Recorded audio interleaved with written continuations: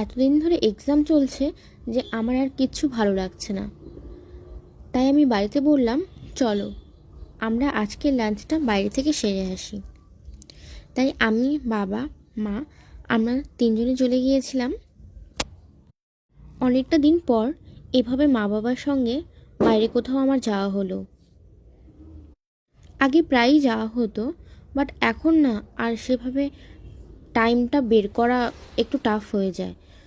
তো যার কারণে এখন সেভাবে যাওয়া হয় না।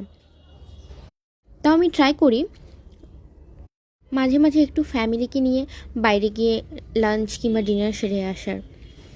তো আজকে সেখানে চলে গিয়েছিলাম। খাবার অর্ডার করার পর অনেকটা টাইম লেগেছিল তাদের খাবারটা আমাদের সার্ভ করতে। তো ততক্ষণে আমি একটু ফটোও তুলে নিচ্ছিলাম, একটু ভিডিও করেছি, আর ঘুরে ঘুরে সব কিছু দেখছিলাম। আর সানডে, তা তো একটু স্পেশাল বানাতেই হবে।